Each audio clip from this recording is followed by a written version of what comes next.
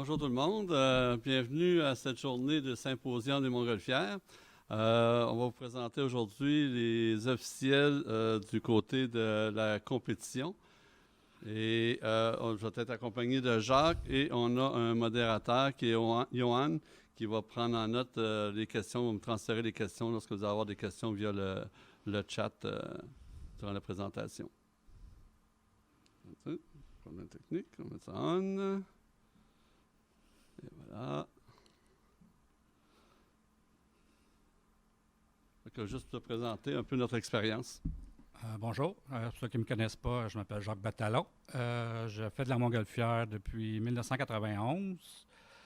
C'est plus en la compétition puis officielle. J'ai été sur l'équipe de mesurage au championnat du monde canadien à Saint-Jean. J'ai fait un petit peu de poursuite aussi, officiel de décollage, observateur, débriefer, formateur. J'ai fait beaucoup de compétitions internationales aux États-Unis, au Japon, en France et en Autriche. Merci. Moi, je suis dans le monde du ballon depuis 1989. Fait un peu comme Jacques, les équipes de poursuite, officiel de décollage, observateur, etc. Puis, depuis dernièrement, avec le CBA, le Club canadien de Montgolfière, je suis le nouveau chef observateur pour le nouveau Canadien. Je participé à différentes places, Saint-Jean-sur-Richelieu, un peu partout au travers le Canada, en Europe, en Asie, etc. Fait que ça me donne un peu un aperçu de notre expérience pour pouvoir vous parler aujourd'hui.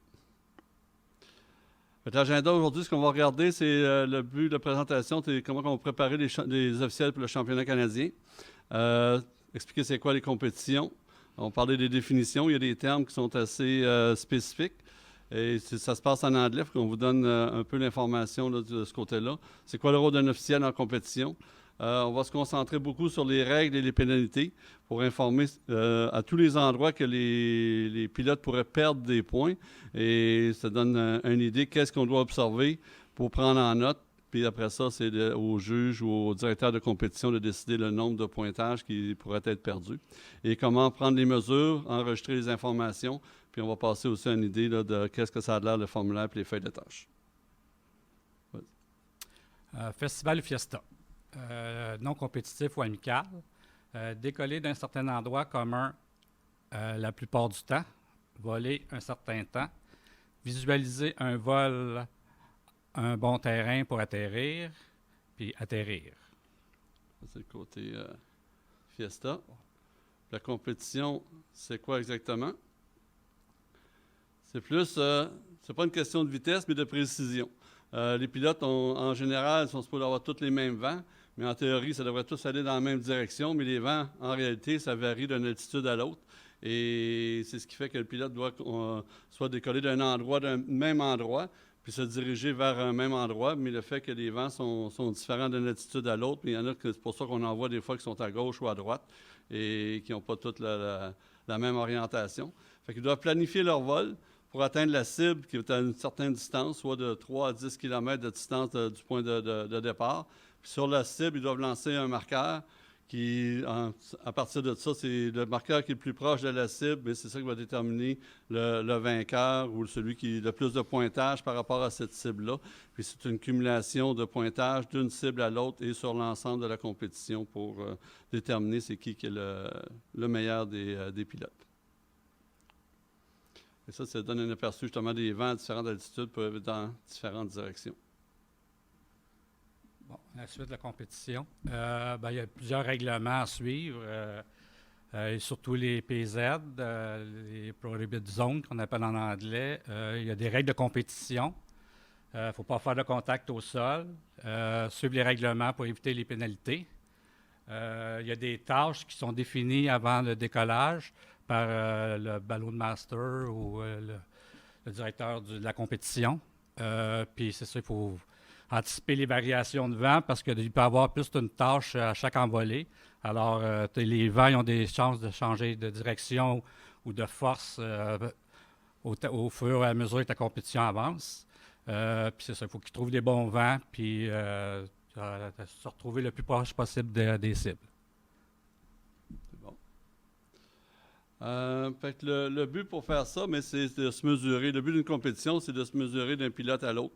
comparer puis de se qualifier comme champion canadien à notre état. Il y a une possibilité de se qualifier au niveau d'une place au niveau du championnat mondial.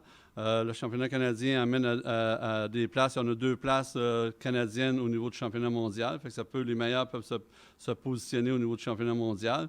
Puis dans le niveau de la compétition, qui est un domaine différent de ce qu'on est habitué de faire, mais il y a différents niveaux. Il y a du national, qui est le niveau canadien.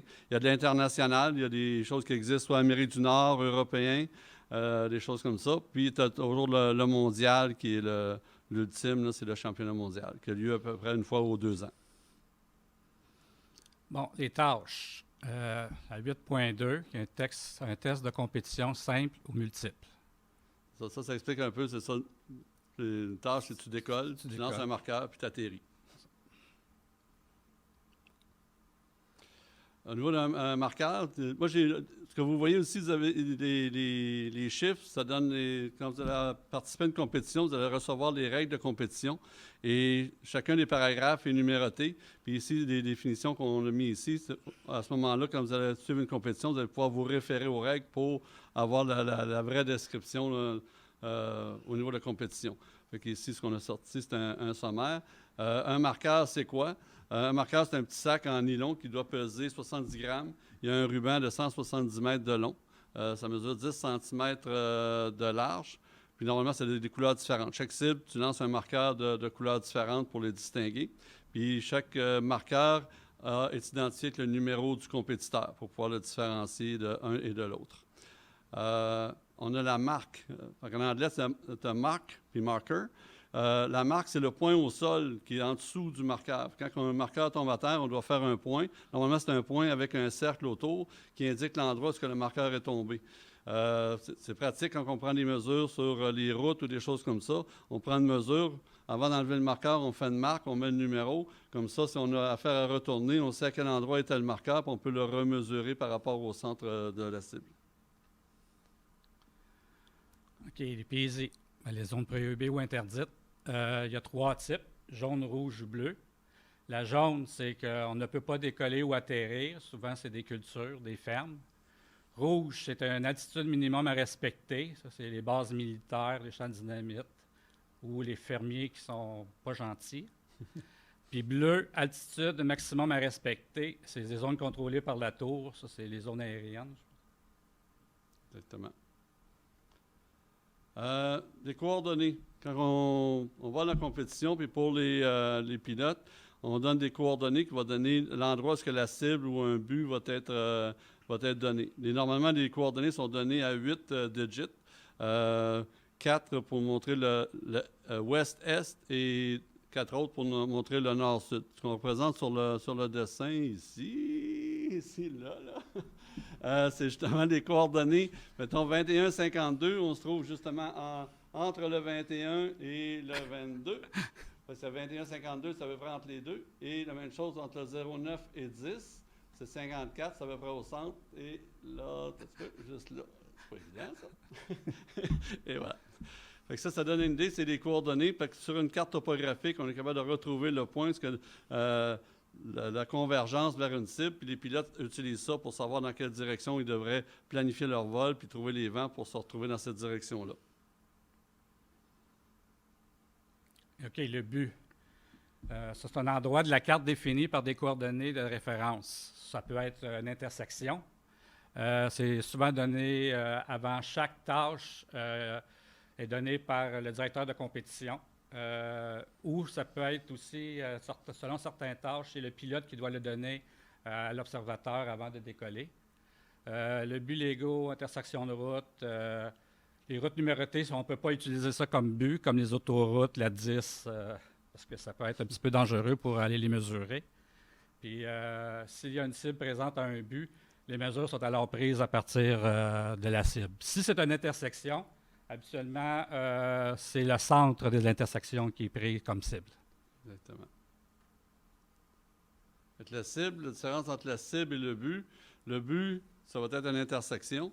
Puis la cible, c'est directement, ça le dit, c'est la cible. C'est qu'il y a une cible en forme d'une bannière, normalement en forme de croix. Il y a des dimensions pour la cible là, de 8 mètres de long par 1 mètre de large. Elle peut être de couleur blanche, rouge, orange, mais elle est visible pour les pilotes. Elle peut être installée à un but ou non. Comme Jacques mentionnait tantôt, les coordonnées peuvent être données par rapport à une intersection, mais la cible peut être déployée dans le champ qui est juste à côté. Fait que on donne les coordonnées de l'intersection, puis ça va être mentionné que la cible est déployée, mettons, à l'est ou à l'ouest ou au nord de l'intersection en tant que telle. Mais ça se peut qu'on donne juste les coordonnées de la cible, puis la cible est déployée dans un champ d'un cultivateur quelconque à ce moment-là. Mais s'il n'y a pas de cible, alors à ce moment-là, c'est le but qui est utilisé comme point de référence. Le but qui est le centre des intersections. Les zones de décollage. Une zone de décollage définie pour utiliser l'organisation comme un endroit commun du décollage. Comme nous, ici, c'est à l'aéroport. Puis l'autre, un point d'intérieur ou zone de décollage marqué physiquement au sol avant le début de l'événement auquel les mesures de distance ou d'angle seront prises. C'est un micro.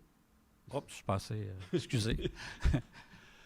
C'est la différence entre la zone de décollage puis le point de décollage. La zone de décollage, c'est, mettons, l'aéroport. Puis en compétition, c'est qu'il y a un point de décollage. Il y a un point au sol qui est identifié avec les coordonnées, qui, s'il y a des mesures ou quoi que ce soit, ça devient le point de référence. C'est la différence entre le point de décollage puis la zone de décollage. On tombe dans les définitions. Point de pénalité. Il y a des pénalités, il y a deux types de pénalités. Il y a des pénalités des points de tâche puis des points de compétition. Les points de tâche sont soustraits du pointage par rapport à une tâche. Dans une compétition, il y a plusieurs tâches. Un vol peut avoir 3, 4, 5 tâches et un point de tâche est relié avec une tâche seulement. Puis tu ne peux pas descendre des points d'une tâche en bas de 0. Au niveau des points de compétition, c'est le même principe, ils sont soustraits du point des tâches, mais tu peux donner un résultat négatif qui fait que ton pointage de compétition, mais il peut diminuer à ce moment-là. Fait que c'est la différence entre les points de tâche et les points de compétition. Vous allez voir tantôt, la présentation se concentre sur à quel endroit les points sont perdus, puis on va indiquer quel genre de points, est-ce que c'est des points de tâche ou des points de compétition. Ce n'est pas à l'officiel d'enregistrer le nombre de points qu'il perd, ça se fait à part quand on remet les rapports et avec les observations qui ont été notées, mais c'est soit les débriefers, les juges de compétition ou le directeur de compétition qui vont déterminer selon l'échelle si c'est grave ou moins grave par rapport aux points qu'ils vont enlever. OK, il a un rôle de l'officiel de compétition. Lui, c'est l'observateur. Il observe. Il ne prend pas de décision, il observe qu'est-ce qui se passe. Il faut qu'il soit impartial. Il n'interprète pas. Il n'y a aucune interprétation. C'est juste qu'est-ce qu'on voit, qu'on écrit. On rapporte les faits, les infractions, bien observer les détails. C'est sûr qu'il faut connaître les règles, puis de l'air et autant de la compétition, puis être capable de recréer la situation au besoin si le juge, quand tu reviens pour faire ton débriefing, il y a des questions, mais il faut que tu sois capable d'y répondre. Fait que tu peux prendre des notes, tu peux même faire des dessins, tout pour t'aider à te rappeler de ce qui s'est passé. Exactement. C'est plate de retourner sur le terrain quand tu as fini ta tâche, puis il fait noir. Déroulement normal d'une matinée. Pour donner une idée, le matin, on doit se présenter normalement une demi-heure avant le briefing général des pilotes. C'est là que normalement les assignations sont faites pour savoir à quelle cible, quel but. Là, la présentation se concentre sur le fait que le rôle qu'on avait, moi puis Jacques, dans les compétitions, il a progressé avec le temps. Là. Ça fait pas parce qu'on est vieux, parce que ça a juste évolué. Ouais, ça aussi un peu. Ça a juste évolué. Avant ça, il y avait un officiel par ballon. À cette heure, on est remplacé un peu par les loggers, les GPS, et les tâches sont plus reliées aux cibles. Puis dans le cas du championnat canadien, on visait de mettre des officiels au niveau des cibles. Fait que les assignations sont plus en fonction des cibles, des buts ou d'autres assignations qui pourraient être là, à assigner avec certains pilotes possiblement. C'est pour ça qu'il faut se présenter un peu plus de bonne heure le matin pour avoir les assignations. Il faut assister au briefing des pilotes. On prend des présences des personnes, pas juste les présences des pilotes, mais nous, on prend les présences aussi des officiels pour s'assurer qu'on a les personnes, on a la répartition, si on a besoin de backup pour répartir à certaines cibles. On assiste à la présentation météo. on doit faire la lecture et la présentation des tâches. C'est important d'écouter l'information qui va être donnée ou les questions des pilotes, les réponses qui vont être données aux questions des pilotes parce qu'il y a de l'information pertinente. Puis ça évite de se retrouver sur le terrain puis de reposer les mêmes questions qui ont été posées là, pendant la rencontre. Donc ici, on voit une belle salle vide de l'année passée. C'est la distanciation.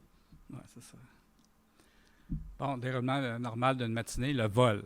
La planification du vol est envolée d'un point précis selon la tâche. Objectif, passer le plus près possible de la cible et lancer un marqueur. Puis ça peut être répété plusieurs fois selon les tâches. Il peut y avoir 1, 2, 3, même jusqu'à 4 tâches pour une matinée ou l'après-midi. C'est ça. Fait que c'est ça. Là, il décolle, il s'en va vers la première cible, lance son marqueur, se prépare en vol pour son deuxième lancer, son deuxième marqueur, et ainsi de suite, jusqu'à temps qu'il ait fini la tâche et atterri. Là, on voit ici que le pilote il a manqué sa première cible et s'est oublié son marqueur. J'ai remarqué. Des types de pénalités, il y a des points de tâche puis des points de compétition. Ça, je l'avais tantôt. Les points de tâche, les points de compétition, c'est exactement ce que j'avais tout à l'heure. Next. OK. Les vents. Ah, les vents. Les vents. Oui. Okay. L'utilisation, il y a des 3.1.3. L'utilisation des vents. Les vents, c'est le côté du ballon. Mis sur l'image, là, vous voyez un peu qu'est-ce que ça a de l'air. Un pilote pourrait perdre des points de tâche, dans ce cas ici, s'il utilise trop, mettons, parce que ça sert, si c'est utilisé pour propulser le ballon, ça peut être défendu, mais s'il y a une utilisation prolongée ou excessive de ces bouches de ventilation-là, ça pourrait être défendu. Fait que notre rôle, c'est de prendre en note. Si on voit l'ouverture se faire sur le ballon, il ne faut pas s'inquiéter. Ce n'est pas que le ballon a déchiré, c'est qu'il y a une ouverture, mais c'est permis jusqu'à un certain niveau. Il dit juste d'une façon excessive. On n'a jamais vu ça avant, parce que dans le temps qu'on faisait des compétitions, ça n'existait pas, les vents.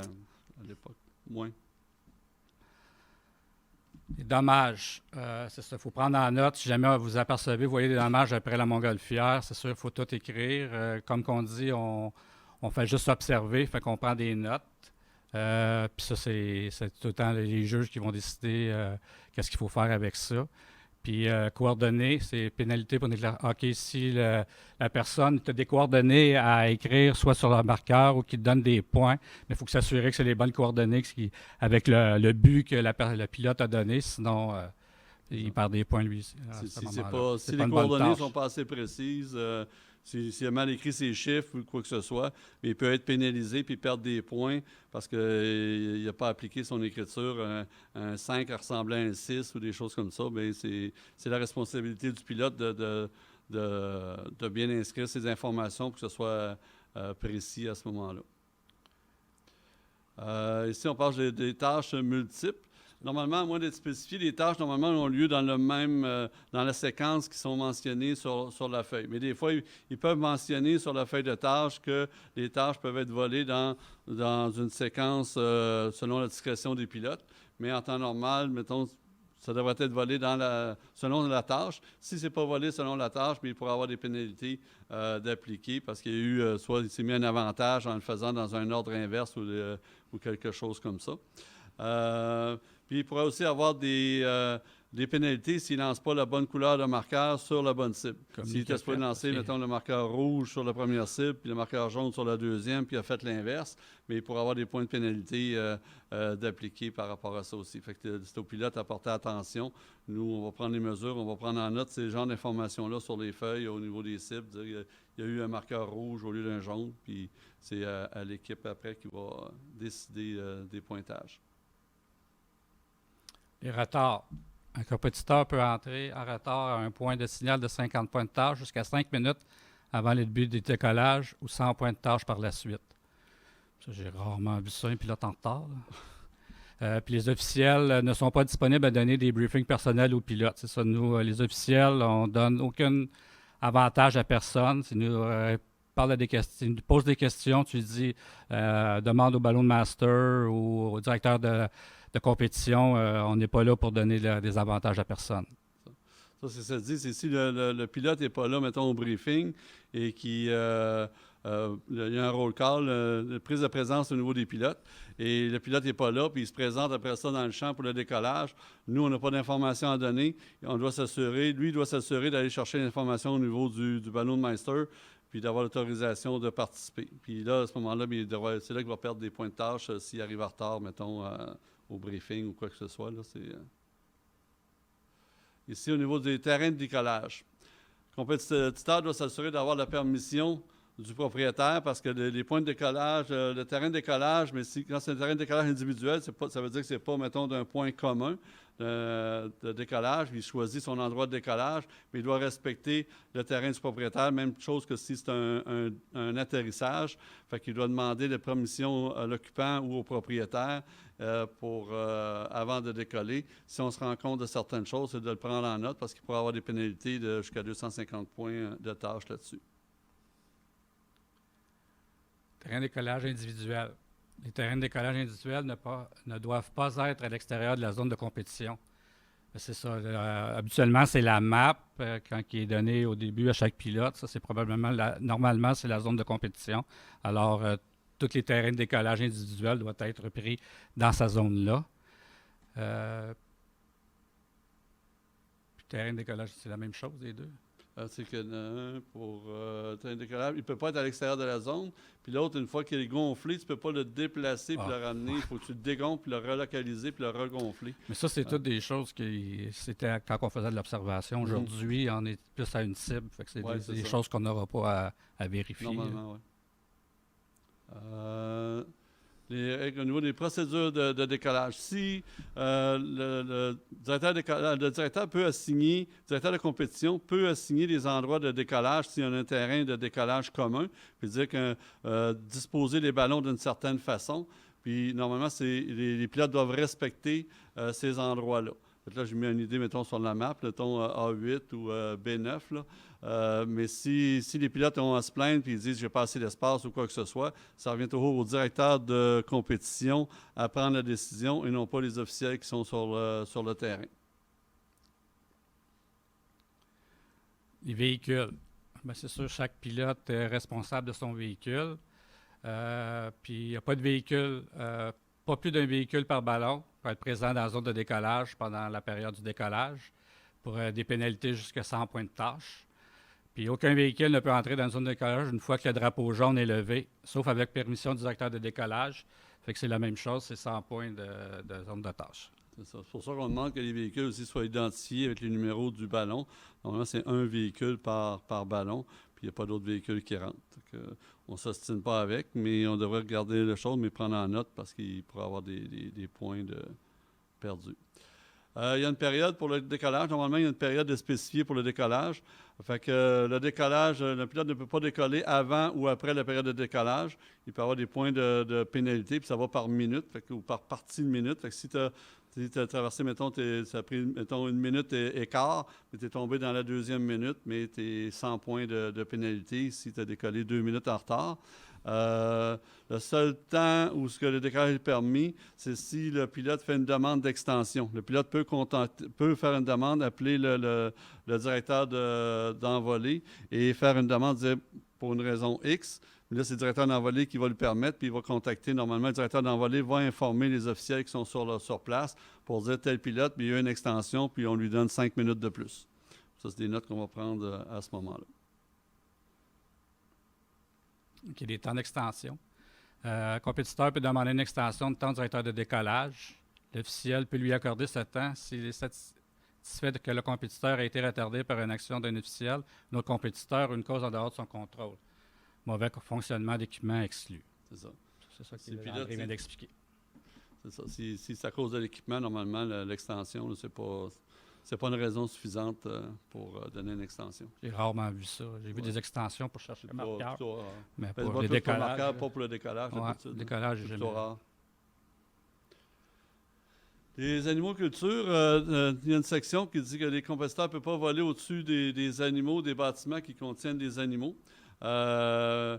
Puis les équipiers de poursuite ne peuvent pas endommager les cultures à moins d'avoir la permission du propriétaire ou de la personne responsable. Si on voit que les animaux ont été effrayés ou des choses comme ça, ou que quelqu'un a endommagé un terrain, bien, on peut prendre en note à ce moment-là, puis il pourra avoir des pénalités aussi au niveau du pilote lui-même. Le pilote est responsable de ses équipes, de son équipe de poursuite. OK. Les personnes à bord. Pendant le vol, le compétiteur peut apporter des équipiers et leur faire faire toutes sortes de tâches qu'ils veulent, les assigner, sauf agir comme pilote aux commandes. Le nombre total de personnes à bord, incluant le pilote, est 3. Puis il peut être requis que le compétiteur soit solo, parce que des fois, il y a certaines tâches que le directeur de la compétition peut dire vol solo. Mais vol solo veut dire qu'il ne peut pas emmener un compétiteur, un équipier avec lui, mais habituellement, il a la permission d'emmener un officiel avec lui. C'est les officiels, c'est ça. Il faut qu'il porte attention, le pilote doit porter attention à la feuille de tâche, à la description sur la feuille de tâche pour s'assurer de bien faire les choses. La conduite, le pilote est responsable de son équipe de poursuite, fait que faut s'assurer de conduire de manière sécuritaire pendant la conduite. Les lois locales peuvent varier d'une place à l'autre, fait qu'on voit là du côté de ce côté-là, que là on était au Mexique, fait que les autres étaient corrects. Le côté à Jacques, c'est ça. Au centre, c'est pas une piste de course, puis les cellulaires au volant, c'est interdit ici au Québec. Atterrage voulu at while. Oui. OK. Lorsqu'un pilote décide de faire un atterrissage voulu, le point d'atterrissage est l'endroit final, le panier s'arrête après le vol. Ça, c'est un atterrissage quand il déclare qu'il ne veut pas danser son marqueur, Ouais. puis c'est un atterrissage. Il déclare son. C'est un contest landing. Oui, contest landing, c'est ça. Okay. Il appelle ça at will, là, OK. À moins d'être spécifié dans la tâche, un atterrissage voulu n'est pas permis à l'intérieur d'un MMA. Moi, c'est la zone de mesure. Si une cible est déposée ou si aucun MMA est prévu à l'intérieur de 200 mètres de tout but cible désigné par le directeur ou le sélectionné par le compétiteur ou toute marque physique du compétiteur. Pour les pénalités, voire les pertes de distance. C'est ça. Normalement, un MMA, c'est la zone de mesure qui est autour d'une cible. Puis de 200 mètres, c'est ce qui délimite la zone autour d'une mesure en tant que telle. Normalement, un compétiteur n'a pas le droit d'atterrir à l'intérieur de cette zone-là. Il faut qu'il atterrisse à l'extérieur de cette zone-là.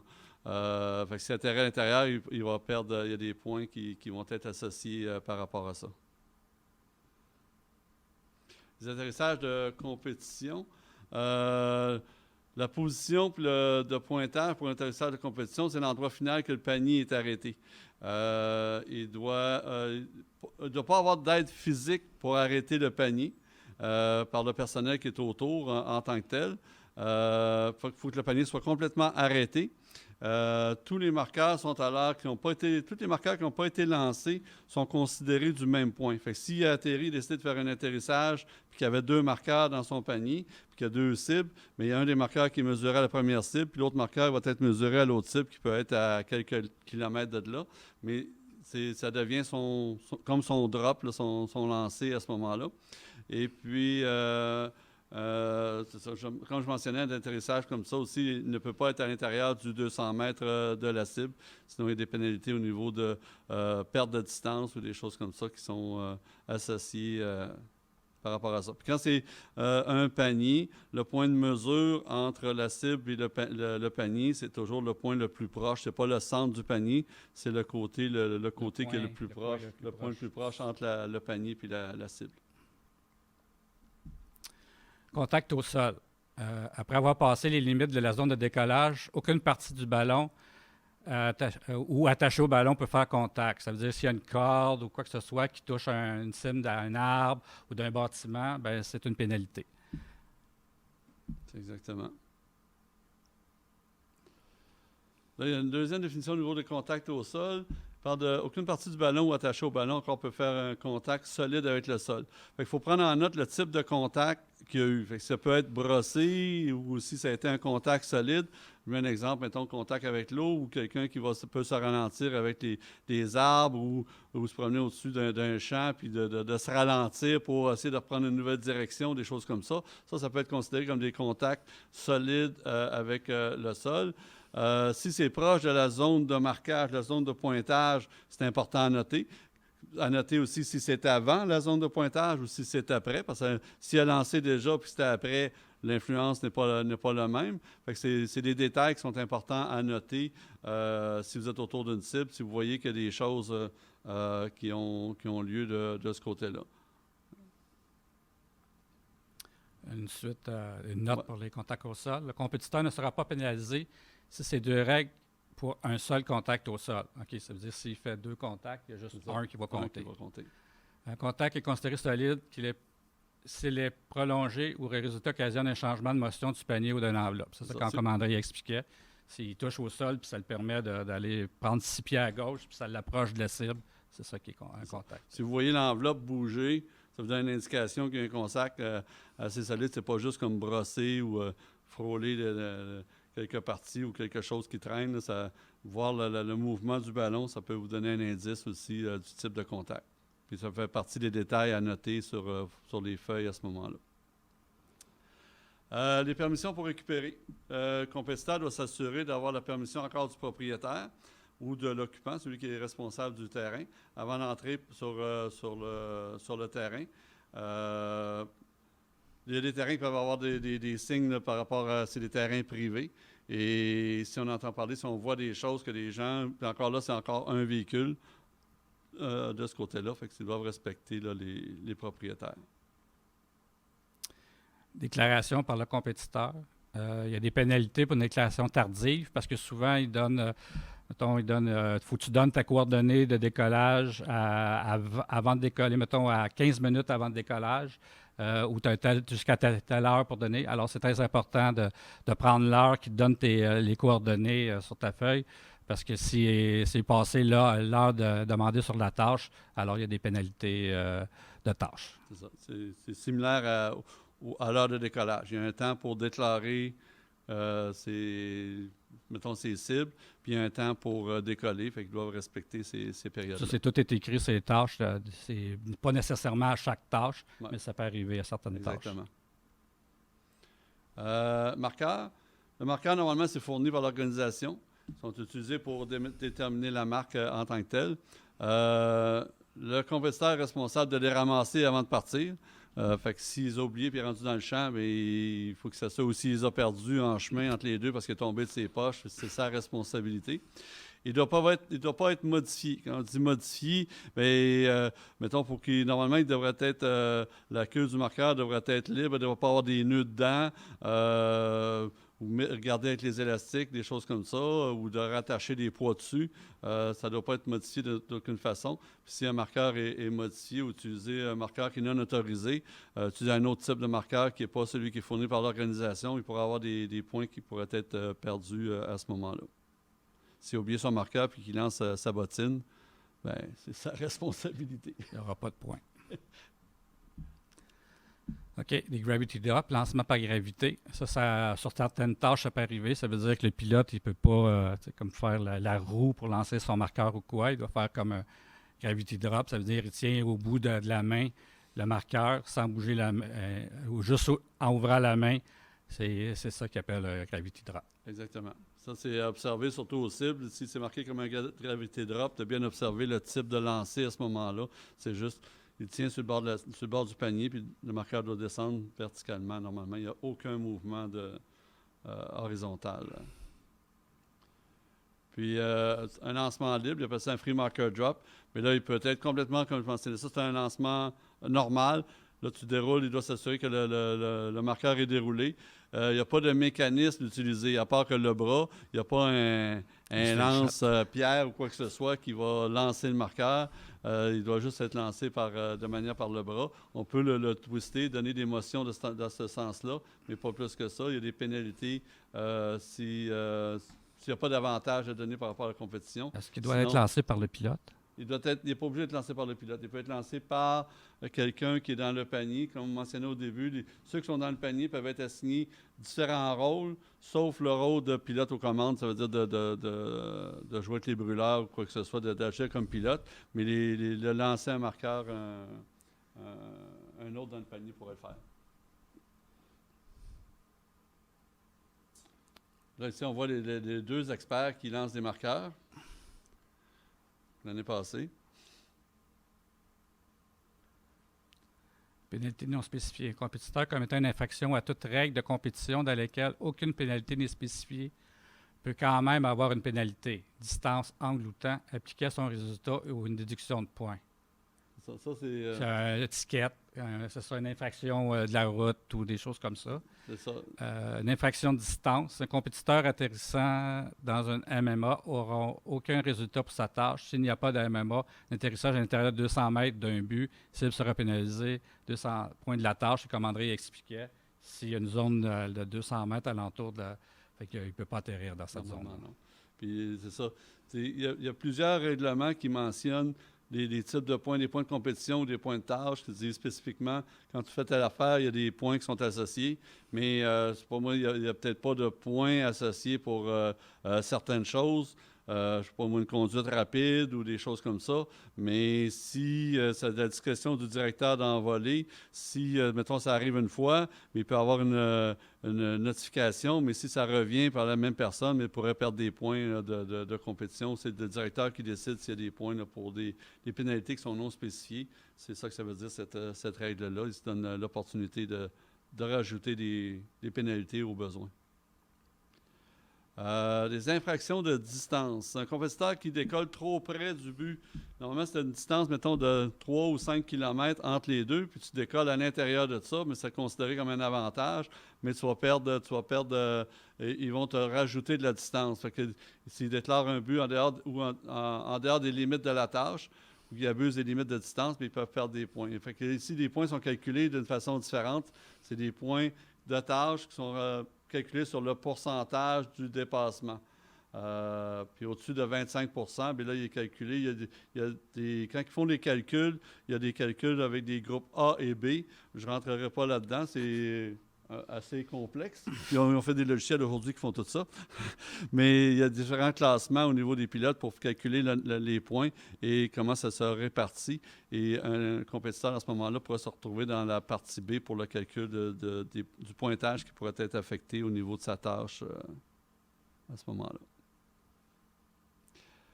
Mesure d'un... Comme on disait, les intersections. C'est ça. C'est les exemples du centre des intersections. Quand on a un X, tu vois que c'est vraiment le X, un Y. C'est vraiment les exemples de c'est quoi le centre d'une intersection. Ce qu'on voit, c'est que l'intersection, c'est pas nécessairement... C'est la partie... Que les quand deux on regarde une lignes intersection, c'est en long. Et le croisement, c'est pas nécessairement vu d'en haut. Ce serait pas, mettons, comme si je viens ici, là, de ce côté-là. Là. Il y en a qui penseraient que le centre serait plutôt à ce point-ci. Mais en réalité, il est plus en haut, qui est le croisement des deux lignes droites des routes qui viennent faire l'intersection. Il faut regarder la ligne droite d'une route et venir des deux routes, puis venir faire l'intersection en tant que telle. Puis normalement, comme j'ai mentionné en haut, pour marquer une intersection, normalement, on fait un grand X avec une canette de peinture et un cercle autour qui va marqué, c'est ça qui va devenir le but. Puis les mesures, ça devient comme la cible, entre guillemets, mais c'est le but. Et les mesures sont prises à partir de ce point-là. Si c'est d'autres méthodes, il y a quelqu'un qui veut rentrer sur le... OK. Différents types d'interception. Des fois, il y en a qui ont un genre de terre-plein. C'est pas indiqué sur les maps, mais on le voit quand on arrive sur place. Fait que ça donne une idée comment mesurer encore où se retrouve le but, le centre de l'intersection. Puis des fois, sur la carte, ça peut être apparu, comme c'est mentionné ici, comme un X, mais quand tu arrives sur place, c'est plus un peu décalé, c'est pas vraiment un X. Il faut mesurer, là, c'est ça, il faut mesurer le centre des deux T, puis arrêter sur le centre des deux. Tu as celui-là à mesurer ici. C'est ça. C'est entre les deux ici. C'est ça. Ici. Exactement. Fait que, ça, c'est des choses, des fois sur la carte, on voit un symbole, mais quand tu arrives sur place, c'est pas tout à fait la même chose sur place. C'est ça. Les mesures sont prises à partir du point du sac. Même chose comme je mentionnais à partir du panier. Quand c'est le marqueur lui-même, mais c'est à partir du sac. Le point du sac est le plus près de la cible et du centre de la cible. Fait que si ça va bien quand on est au milieu, bien, parce que ça délimite, mettons, des sacs quand ils sont un par-dessus l'autre. Dans un mondial, tu peux te retrouver avec 100 compétiteurs dans une zone comme ça, puis retrouver tous tes marqueurs. Quand on tombe à l'international, ça s'éparpille un peu plus. Puis quand on tombe au national, ça s'éparpille un peu plus. On est habitué. Hiérarchie de mesure, moins de 200 mètres du but. Les mesures directes, c'est toujours la mesure directe qu'il faut utiliser si c'est possible. C'est toujours le coin du marqueur jusqu'au milieu de la cible. C'est ça. C'est ça. C'est mesuré en centimètres. Ouais. C'est ça. Je vais présenter l'exemple ici par rapport à une cible, puis d'autres exemples plus loin du côté de Jacques, c'est par rapport à un est par rapport à un but, puis l'autre est par rapport à une cible. Fait que la hiérarchie, c'est que la mesure, c'est ça. À l'intérieur de 200 mètres, ça va toujours être fait avec un ruban à mesurer. En haut de 200 mètres, on a un facteur de pas. Avant la compétition, normalement, les officiels qui participent, on fait une zone où c'est qu'on peut mesurer le nombre de pas, puis les gens sont attitrés à un facteur de pas. Moi puis Jacques, on n'a pas tout à fait le même facteur de pas. Fait que on pourrait, pour la même distance, un va faire plus de pas que l'autre. Il va se fatiguer plus vite. Puis la troisième au niveau de la hiérarchie, c'est si c'est plus loin. À ce stade, ce qui est utilisé dans les compétitions, c'est souvent le GPS, mais le GPS est pris directement au-dessus du marqueur. Il n'y a pas de mesure entre le marqueur et la cible. C'est la mesure au-dessus du marqueur lui-même. Il y a un point GPS qui est pris, puis que lui est calculé. Si on se souvient tantôt au début, on mentionnait la cible. Elle a un point de référence GPS. Fait que c'est la différence entre les deux qui va donner la distance entre les deux. Et ça, c'est pour des grandes distances quand le pilote il a mal calculé ses affaires. Oui, c'est ça. Bon, influence de drogue, 28 jours, 12 heures. C'est ça. Les ailes, droit de passage, les avions. Le droit de passage, c'est toujours celui qui est en bas qui a le plus le droit de passage par rapport à l'autre. Fait que le pilote qui est en bas, si on voit, mettons, des manœuvres autour d'une cible, c'est là que ça va arriver peut-être le plus souvent. C'est que les pilotes vont descendre, vont faire une approche, ils vont lancer le marqueur, puis ils vont remonter. Mais celui quand il dégage, il devrait dégager la cible. Mais si celui qui arrive en bas arrive après, puis les vents peuvent être de différentes vitesses, bien, normalement, le pilote qui se trouve en dessous, c'est lui qui a le droit de passage. S'il monte, le pilote du dessus devrait dégager son espace aérien, etc. C'est des choses normalement, c'est rare que ça arrive. Là. Les pilotes sont très conscients de ça. Du côté des vols VFR, bien, le soir, c'est surtout les cibles du soir. Il y a une heure d'indiqué pour le coucher du soleil. Et ici, au Canada, c'est une demi-heure après le coucher du soleil. On a le droit à une demi-heure. Les ballons ne devraient pas atterrir après la demi-heure du coucher du soleil. Fait que si on voit des ballons dans les airs... Des ballons dans les airs. Ils restent dans les airs, ils n'ont pas le droit d'atterrir. Ils n'ont plus le droit d'atterrir. Il faut qu'ils atterrissent le lendemain, ils restent dans les airs. Fait que c'est ça, c'est prendre en note les ballons, c'est de trouver le plus de descriptions possible pour dire c'est qui. Question? Oh, question, oui. Question. Alors, est-ce qu'il y a une distance maximale où l'on ne doit plus calculer la distance? Par exemple, le champ voisin. Bonne question. Ça dépend de la tâche.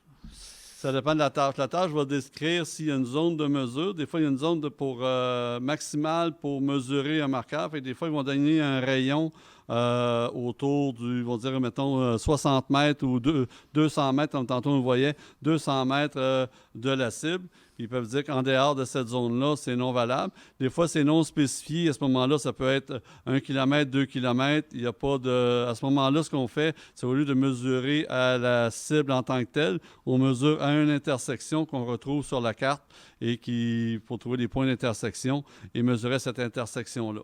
Mais de plus en plus, les tâches sont faites pour avoir des zones délimitées, mettons de 200 mètres, mais où ça va dire dans le même champ. Fait que si ça va dans le champ voisin, la tâche devrait spécifier là, ce détail-là. Des compétitions internationales, c'était rare. C'est rare qu'il y avait des zones. Ouais. On a déjà mesuré à des kilomètres de la cible, là, mais au national, ça se peut qu'il y ait des zones. Exactement. L'année passée, on a fait une pratique, une amicale, puis on avait toutes les cibles avaient des zones assez restreintes. Ça forçait les pilotes à passer sur la cible et ça donne un break aux équipes de mesure. Mais les équipes de mesure, normalement, sont sur la cible. on va voir plus, comme Jacques mentionnait, dans le mondial, si tu as un officiel assigné avec le pilote puis qui lance à 3 km, bien là, tu as un officiel, parce que c'est l'officiel normalement qui est responsable de mesurer le marqueur. C'est pas le pilote, parce que lui, il pourrait être tenté d'influencer son résultat. Fait que c'est l'officiel qui mesure. Fait que s'il y a un officiel avec le pilote, bien oui, l'officiel peut mesurer à une intersection, mais comme Jacques mentionnait, moi, ça m'est arrivé de prendre une marche là, pendant 1 km, 2 km de long pour mesurer. Puis quand on marche aussi, pas marcher avec quelqu'un à côté. Parce qu'on a tendance, mettons, si moi puis Jacques, on marche un côté de l'autre, moi, j'aurai tendance à rapetisser mon pas, puis Jacques va avoir tendance à rallonger, puis notre facteur de pas va être affecté à cause de ça. Fait que si on marche d'un point A au point B, on doit marcher un en arrière de l'autre. Comme ça, on n'affecte pas le facteur de pas d'un puis l'autre. Puis des fois, il n'y avait pas de point pour mesurer, pour trouver. Fait que tu trouves, tu regardes sur la map qu'est-ce qu'il y a, s'il n'y a pas d'intersection, ça peut être un coin d'une maison, ça peut être ça prend quelque chose qui est sur la map. Exactement. S'il n'y a pas d'intersection qui est proche, parce que les routes sont tout croches, puis il n'y a pas de mesure, parce que c'est toujours des mesures directes, mais c'est de trouver peut-être, comme Jacques mentionnait, une maison, mais de s'assurer que sur la carte, cette maison-là, c'est bien la bonne maison, parce qu'il peut y avoir 3-4 points où il y a une maison sur la carte, mais quand vous regardez, il y en a peut-être à cette heure 10 qui sont là, mais la maison qui est sur la carte, c'est sûrement la plus vieille, mais tu as trouvé une façon de mesurer. Il faut être créatif, là, des fois, par rapport à ça. Peut-être le grossir un peu plus grand, présenter le top, élargir le... Tu es dans le Word, là? Oui. Exact. Ça.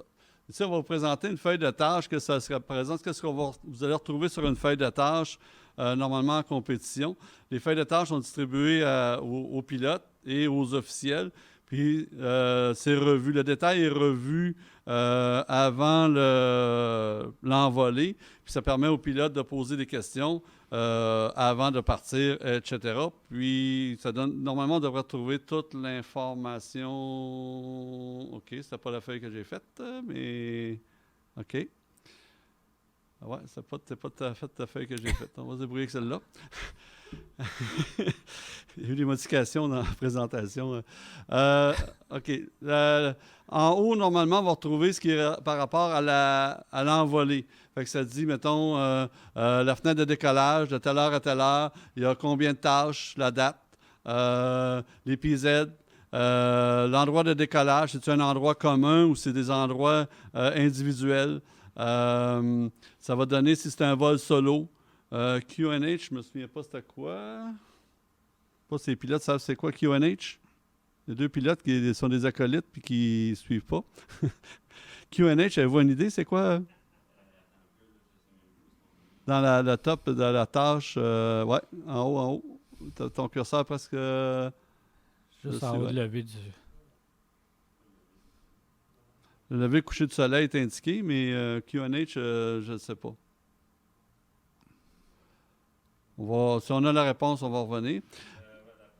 Jonathan peut l'écrire, oui. Ah. C'est la pression barométrique. Ah, OK, c'est pour la pression barométrique pour les pilotes de mettre le setting à cause de l'humidité ou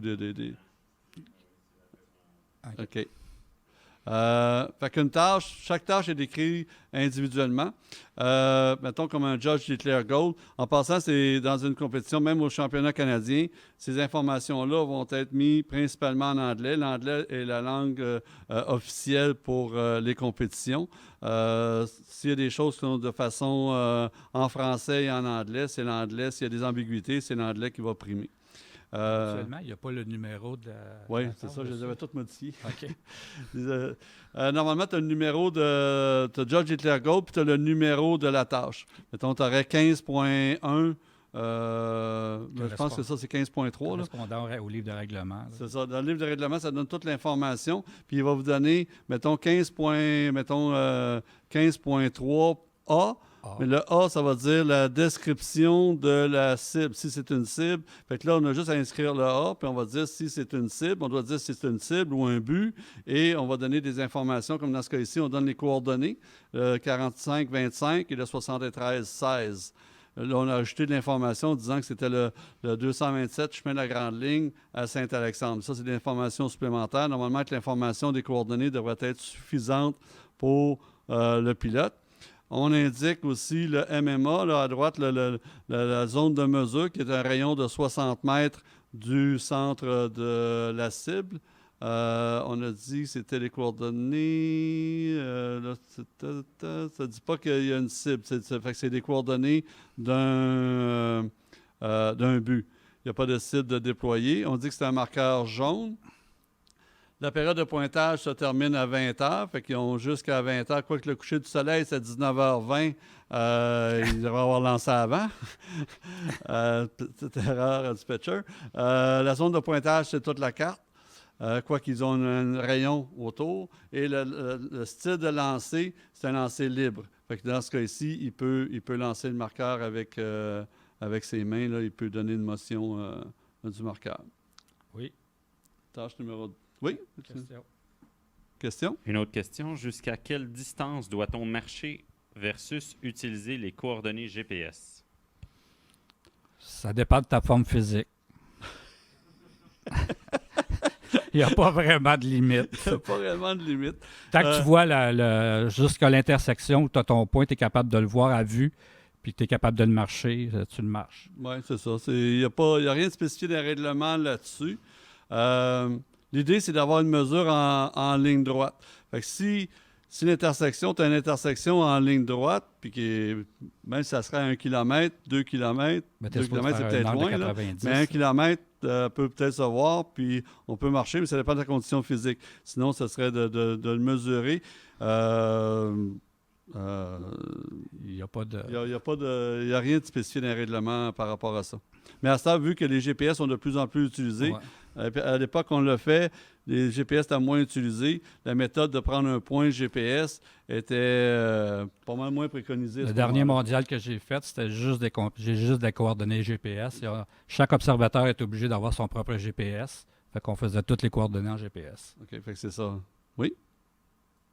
Un commentaire de Jonathan qui dit que c'est une feuille qui est encore en train d'être mise à jour au niveau de la feuille que tu présentes. Ah ben, tu peux passer, je vais passer. Jonathan, j'avais fait une autre feuille que je t'enverrai comme proposition. C'était pas... j'ai modifié la feuille au complet. Fait que là, on passe au Gordon Bennett. OK, le Gordon Bennett. Non, OK. Ben là, c'est ça, c'est la même chose. La différence du Gordon Bennett, dans ce cas-ci, c'est que le lancer la zone de pointage est en dehors le X est en dehors de la zone de pointage. C'est comme la compétition qu'on a faite l'année passée. Il avait mis le X, puis le bateau, puis c'était dans le bateau qu'il fallait qu'il lance. C'est ça. Fait que c'est le plus...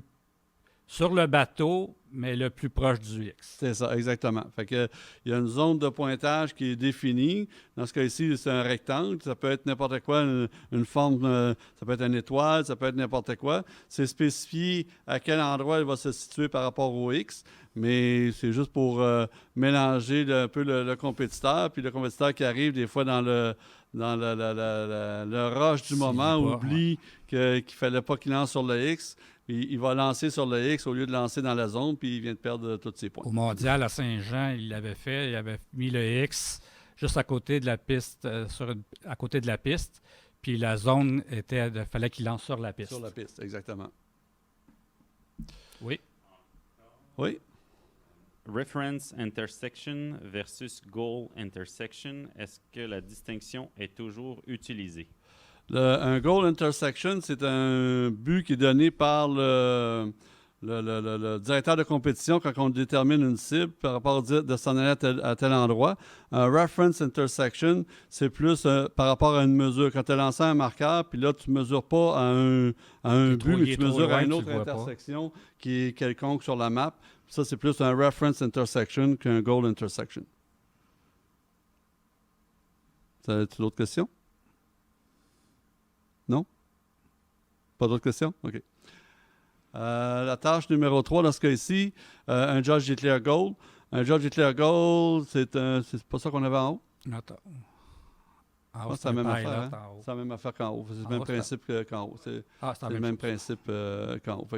Ici, on voit qu'il y avait des marqueurs blancs, jaune, blanc et rouge. Fait qu'il y a l'ordre des marqueurs qu'ils devaient respecter dans les 3 tâches.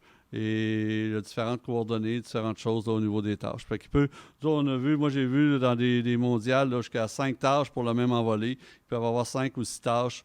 Puis les tâches, ce n'est pas nécessairement des cibles tout le temps. Les tâches, là, on n'en parle pas dans.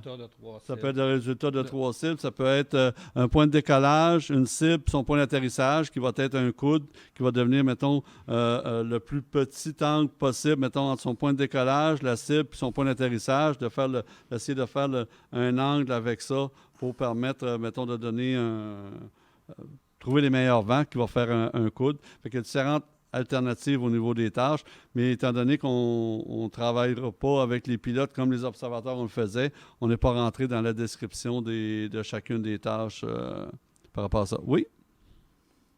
Sur les tâches 3D aussi. Une mention. Ouais, à Star, il y a des tâches 3D, c'est vrai qui existent, qui n'existaient pas auparavant. Une tâche 3D, ils vont donner des coordonnées en altitude et les pilotes doivent passer, c'est mesuré à partir des GPS, doivent passer soit à une certaine altitude, dans une certaine zone, Une boîte, un genre de boîte, ils doivent passer à l'intérieur de ça. Et il y a des méthodes sur le logger pour dire quand ils sont à l'intérieur de cette zone-là pour déclarer leur pointage ou leur Est-ce qu'au championnat national, chaque ballon a un logger?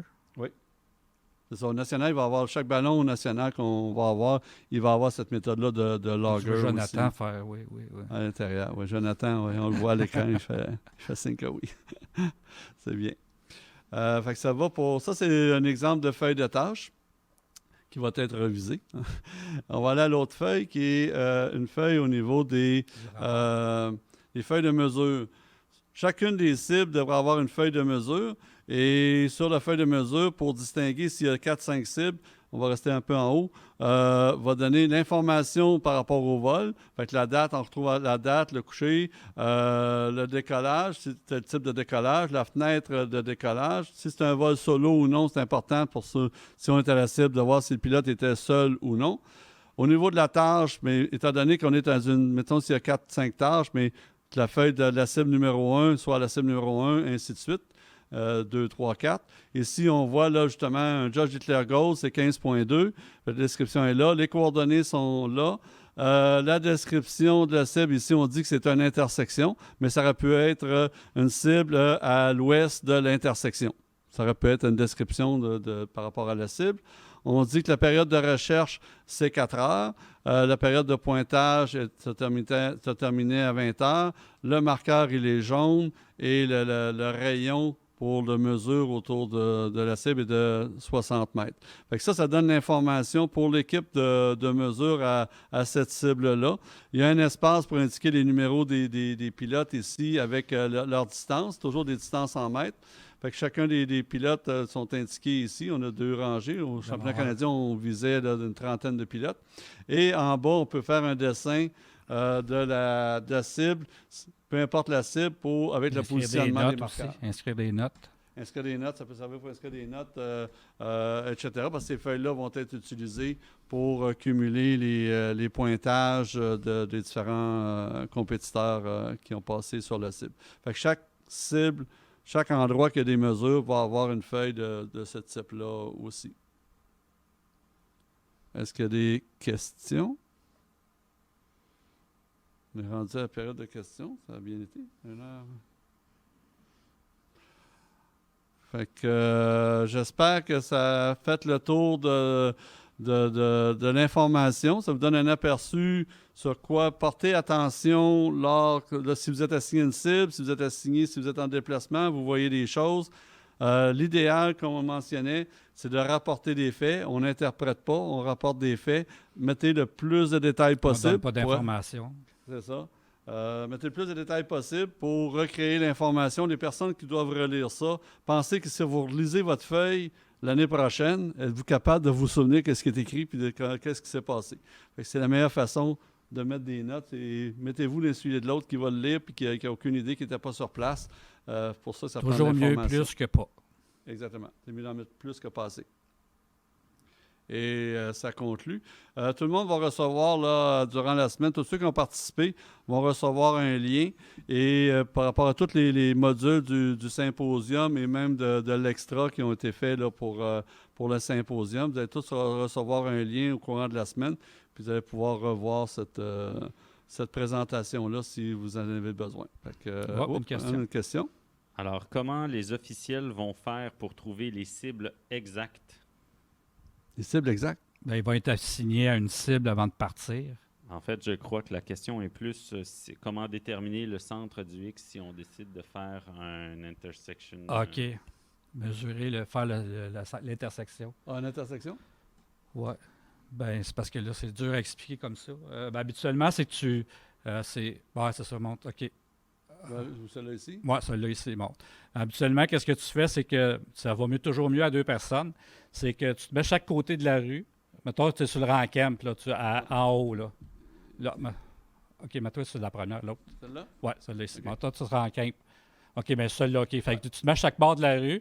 Tu vas chercher, tu mesures le centre. Tu vas chercher le centre, tu fais une barre en centre. Tu le fais à deux places. En haut et en bas. Tu fais la même chose sur le ranking. Puis tu fais des lignes perpendiculaires. Puis où est-ce que ça se rencontre? C'est là que tu fais ton X. C'est ça. Tu mesures chaque côté de la rue, une place, puis tu mesures...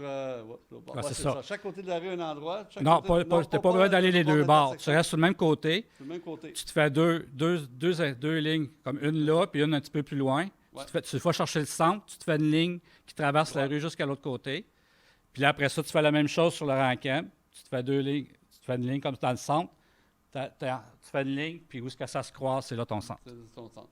Là, vous avez, normalement, on a des rubans de 50 mètres. Fait que c'est sûr que les deux lignes, là, mettez-les pas trop loin parce que votre ruban sera pas assez long. À 100 mètres du coin. Là. C'est ça. Vous ne mettez pas à 200-300 mètres du coin. Là, votre ruban sera pas assez long pour prendre le centre de la route. Parce que le centre de la route, c'est pas nécessairement la ligne pointillée qui est là. Ouais, c'est ça. Celui qui a fait la ligne pointillée n'était pas toujours à jeun ou surtout il dans ne pas mesurer ses côtés. Dans les campagnes, il n'y en a des fois même pas de ligne. Des fois, il n'y a pas de ligne, oui. On a l'information aussi, je me souviens plus ce qu'on avait dit au niveau des loggeurs. Je sais que les pilotes, on va en avoir, mais au niveau des officiels, je crois qu'il y en avait quelques-uns qui étaient attribués. Ça se peut-tu? Oui. Ouais. Il y en avait, Jonathan, il y en avait quelques-uns attribués au niveau des officiels, oui. Au niveau des loggers. Il y avait un petit peu d'extra de loggers. Fait que chacun des pilotes a un logger, puis il y a quelques officiels, oui, qui vont avoir des loggers. Fait que s'il y a des mesures à prendre un peu à l'extérieur, si la tâche le permet, puis des mesures à prendre à l'extérieur, ou quand on place une cible dans un champ, normalement, avec le GPS, on est capable de positionner la cible pour mettre la cible au bon endroit selon les coordonnées qui ont été données. Alors, au niveau des autres points, est-ce que c'est possible d'avoir le lien vers les règles officielles? Ça, c'est un des commentaires qui a été... Oui, on pourra envoyer le lien. La FIA, c'est la FIA. Les règles, présentement, les règles, tout ce qui est basé ici, puis les règles du championnat canadien vont être basées sur les mêmes règles. C'est les règles internationales sur le site de la FAI. Puis on pourra vous envoyer le lien des règles de la FAI. Ils viennent de sortir justement en début avril les nouvelles règles de 2021. Ils viennent juste de sortir. Il y a des modifications par rapport à 2020, mais c'est très, très mineur. Mais tout ce qui a été présenté ici est basé sur les règles de la FAI de 2021. On a l'information aussi de Jonathan qui mentionne qu'il y aura des loggeurs pour chaque équipe de mesure, puis aussi une application gratuite telle que Canada Maps qui va être également fournie. C'est ça. Puis, juste pour rassurer ceux qui ont participé l'année passée à l'amicale, au niveau des coordonnées, vu que c'est un amical, on avait une organisation, il y a certaines choses qu'on avait moins bien planifiées, mais les règlements sont clairs sur la façon d'identifier les coordonnées. C'est des coordonnées à 8 chiffres et c'est la façon d'identifier les coordonnées. Fait que c'est la façon de... on va s'ajuster en fonction de la vraie méthode d'identification. Fait que ça va être plus clair par rapport à ça. Est-ce que ça va? As-tu d'autres questions qui viennent de nos... Oui. Comment? C'est une question que tu ne comprends pas?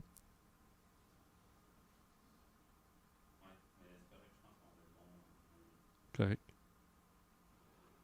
C'est bon?